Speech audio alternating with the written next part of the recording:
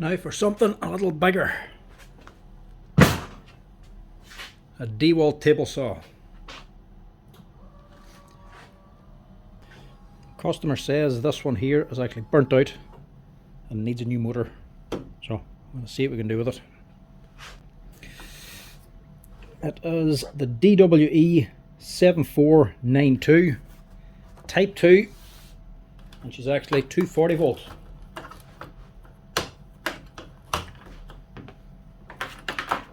Now first things first, test it out. Can't always just go by what the customer says. Actually, she's doing nothing. Doesn't sound healthy anyway. I don't think that's burnt out from lack of use anyway. Aluminium filings.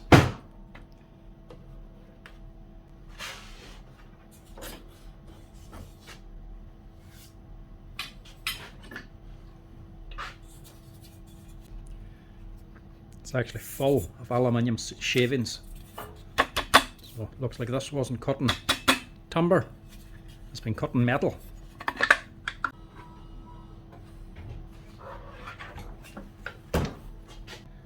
So it looks like this is just burnt out due to what is cutting instead of the saw itself. It's fairly fresh looking otherwise. Now this may seem like a complicated job, replacing the motor in one of these, but it's actually not. Worst thing about this job is just the price of the parts. It's not exactly cheap to replace the motor. Brush is about halfway worn, so it has been used.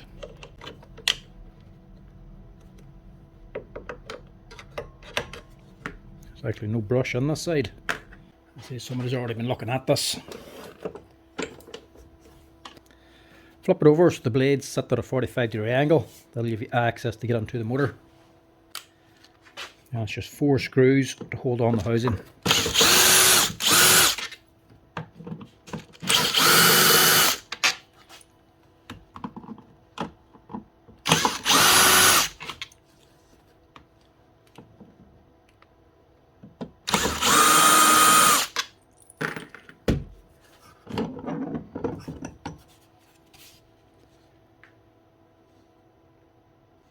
Well, that's not good.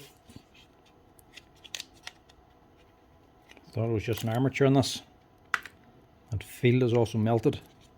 Just got hot enough to melt through the cable ties. And it's actually burnt on there. Yeah, it's actually shorted out. It's burned through the windings. So that needs to be replaced as well. And even more money. I have the armature and I have the brushes. I don't have the field.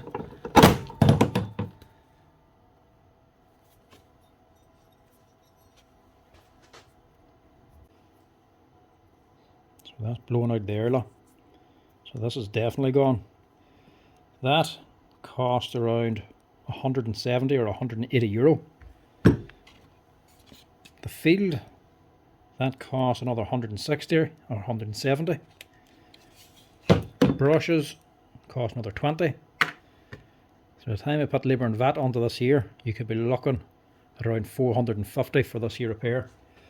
But this here saw itself cost over €1,000 to buy. So it might be 450 to fix, but it's still less than half the price of actually buying a new one. And the customer says he wants it fixed, so I'll have to order in this field now.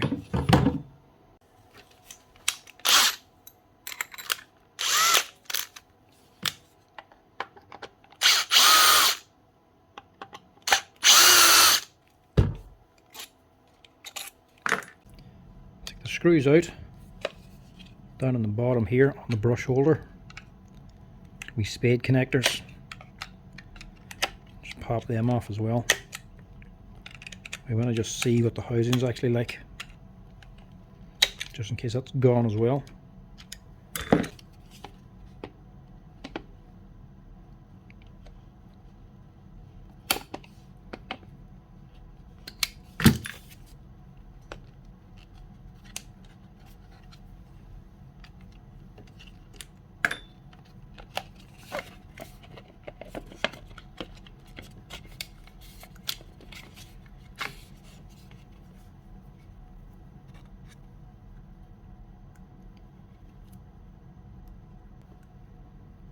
It's a bit of a mess.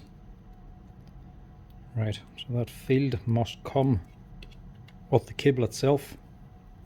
So we're all actually spliced on there. So we'll need that to be ordered on as well.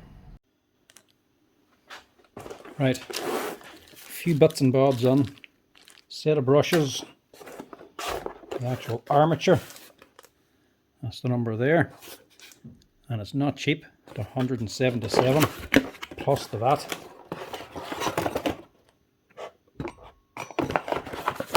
That's the 240 volt version as well, obviously. And again, the field, that's the number there. Don't have a price in this yet. The docket wasn't priced. But you're looking at about 150 plus the VAT. So this comes with the lead already wired on. Everything actually attached. Even the actual capacitor. It's a good job.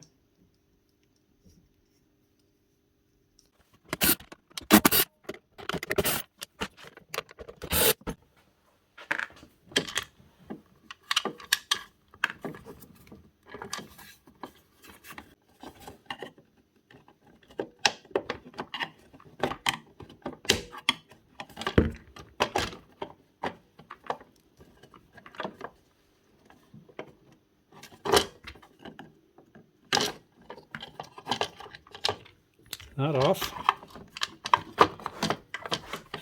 And then figure out your wiring. So on this lead coming from your field, your 4 wires, live, neutral, black.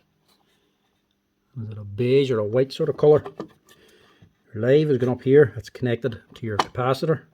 And your neutral is at the back, also connected to your capacitor.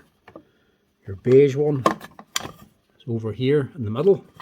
And the black is this side, beside your live and neutral coming in the middle. Changing fields can sometimes just be a real pain.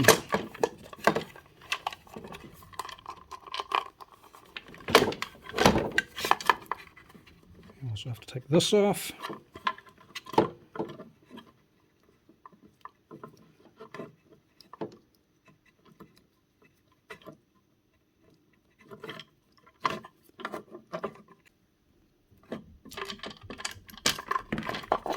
Now we can take the leads out.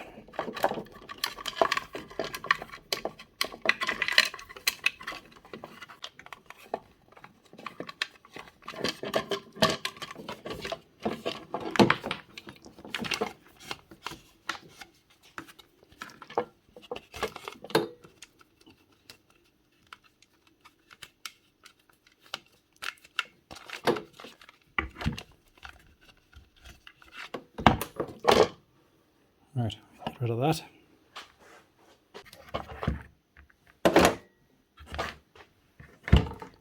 We can put in the new one.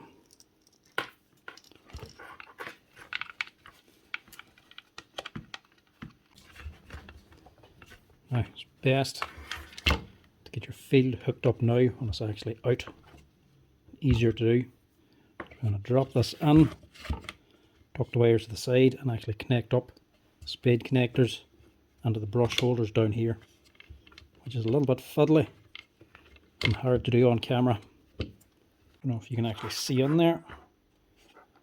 There's 2 long cables, that beige colour and the neutral, the blue. They're longer, tucked behind the actual screw hole on the body. So they're going back here. Tuck it over that so you take away the length, so it's not going to interfere with the armature when it's inside. That's it in. Now we just have to connect the 2 spade connectors. This is where all different types of long and odd shaped pliers comes in very useful.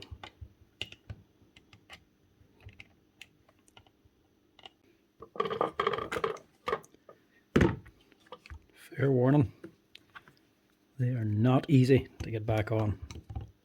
Such an awkward position to get a spade connector onto. Whenever these come new, fitted onto the body, that male spade connector will actually be straight. So it's a lot easier to put them on then. You're just putting straight in. But when they're bent back like this, wild hard to actually get them bent around. So you need something like an angled pair of pliers to get on there.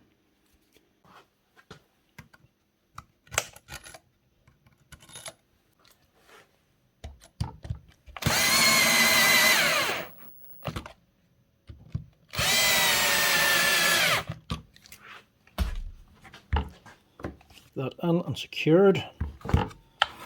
Then get the wee cable clamp back on again.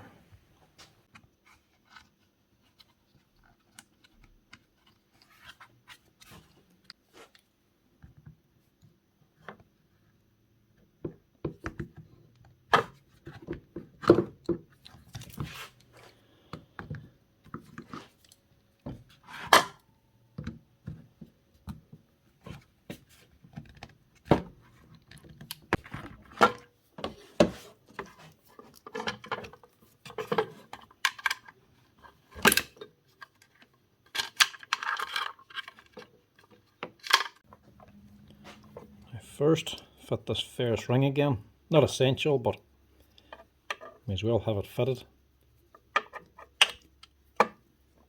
You're only putting it on to the live and the neutral. This black and white cable, you don't have to fit it onto. So first off, you've got your neutral from your motor.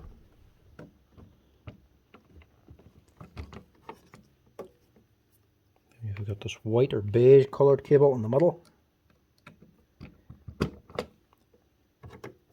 Then you lift the live then up the very top.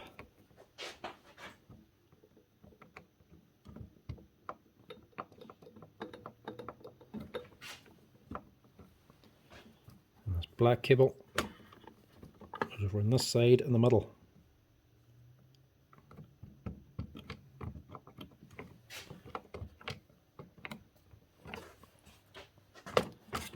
And then the lead comes from your switch then. Your neutral's down beside the blue cable and the live's up here beside this live.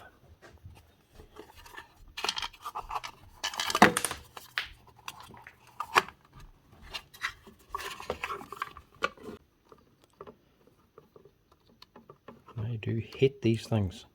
It can be well awkward to get on sometimes.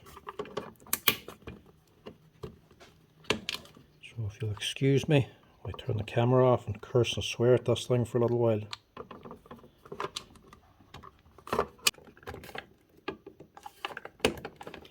There, that'll put some manners in you.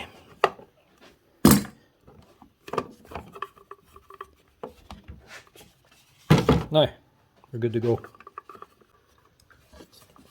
And with the last little bit of room, you can fit your live and neutral and your power in from your lead.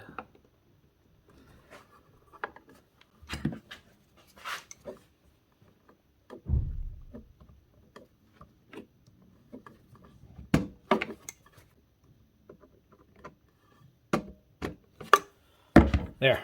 You refit your cover. You might have to support it from underneath to get these plastic pins into the housing. So that's screwing through both sides at once.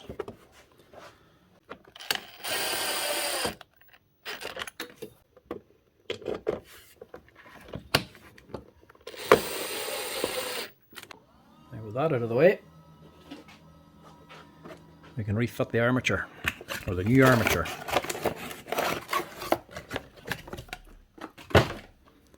This comes with bearings and everything.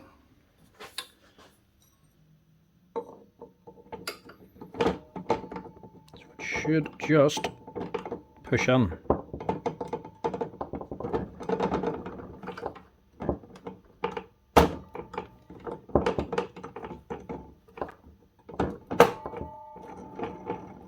That's that. A lot of saws will have a little rubber sleeve that goes on the bottom bearing. This one doesn't. So you just straight under the plastic housing. Now the air deflector. Obviously can't sit like that. Yeah. Normally we just go like that with a smooth end facing up. These ones actually have these 4 wee pins. They're for locating onto here. So this actually goes on the opposite way. Not that it makes a difference, but just in case you try to fit it the other way around. So that flat then is sitting on the bottom of the housing, and these stop it from spinning. So that's going on there.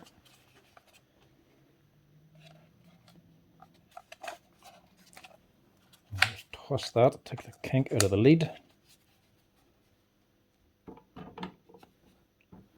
And and fit it onto the motor.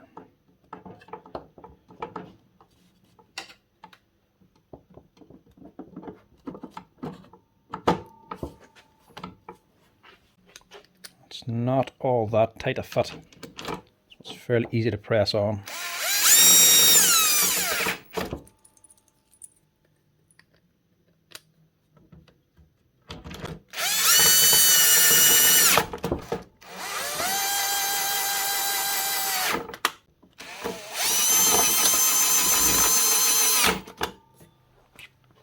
And just to make sure, just give the spindle a wee bit of a spin on the other side.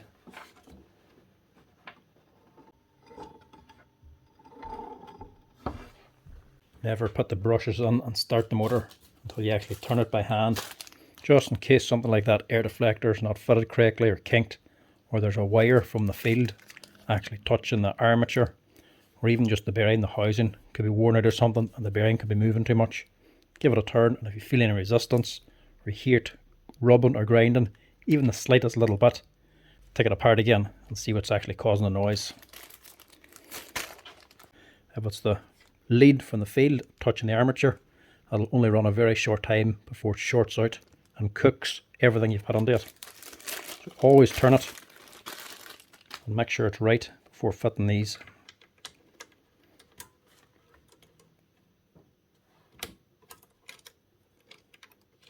There's actually actual spring clip in these brushes as well though. So they push in. It's a shame they don't lock in.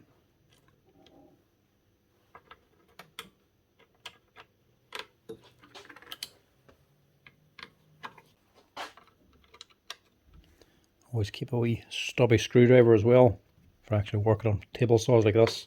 Sometimes they can be very short. There's actually a big enough table saw. But smaller ones, you can have no room to get an actual screwdriver onto these brush holders. It's always handy to have little stubby ones. So this one's actually open. The frame you can get into it, but a lot of the other ones are actually enclosed. So a screwdriver just will not fit in. So they're very handy for the likes of table saws.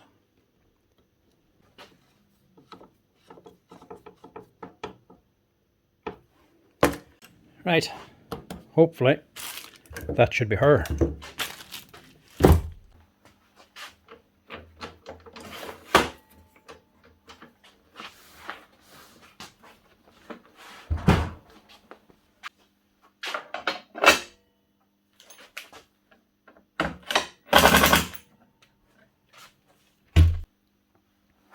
Moment of truth now, what does she run like?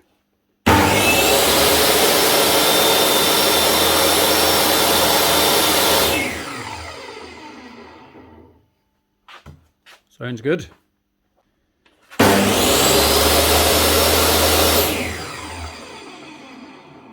That's her, up and running. That's a hell of a motor actually. Quite a bit of power out of that there. 240 volt as well. I always find starts the oil kick. Sometimes find 110 volt saws a little bit easier to start or softer to start, but 240 volt generally lasts a bit longer. They're better suited to the power. That's her up and running, a DWE7492. That's how you replace the armature, field and brushes on them. And if you have one of these saws, just bear in mind where the motor is. They're a really good powerful saw and a good big table on it, but they are open. They're a good metal frame and everything on them. But this isn't covered, so anything that comes down here is getting sucked into the motor. This here is the back of her, this is where the air gets sucked in. Because she's so powerful and there's a good fan on it, there's quite a big draw of air being sucked through here to actually keep the motor cool. Plus, when you see this start up, because there's a new armature and brushes, you'll actually see a big spark out of this when it starts and stops. But that'll stop then after a while once it starts running.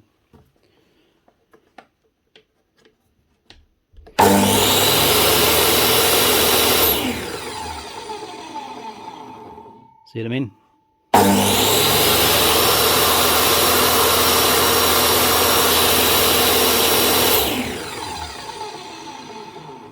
When that thing's running, there's a hell of a lot of air being sucked in. As you can imagine, this man is cutting aluminium. So any of these aluminium filings, these chips, they're falling down around here they're getting sucked into the motor. Obviously, could be shorting out the motor as well, causing problems inside. So if you're using one of these saws for aluminium or metal, do bear that in mind. Even timber, for when you're cutting, every once in a while it'd be a good idea to take an air compressor and blow that out, because this is going to suck in an awful lot of dust. Timber's not going to be any bother, but metal filings like aluminium could cause trouble. Must tell this company whenever they get it back to do something like that there, to bear in mind them aluminium filings are probably what's actually cooking that motor, not to mention the actual strain that it's under when it's actually cutting. But that's her up and running again with a new motor. She might be up and running again, but that ain't a cheap fix. That repair there, the armature, the field, the brushes, that there, including labour and VAT, cost €450. That is not a cheap motor to replace. But then again, this particular model of Dewalt saw costs around €1,200. So still worthwhile doing, but it ain't cheap to do. Thanks for watching, folks. Give us a wee like and a follow as always, folks, if you're enjoying the video, and if you want to help the channel out, help that share and subscribe button too. Cheers, thanks for watching.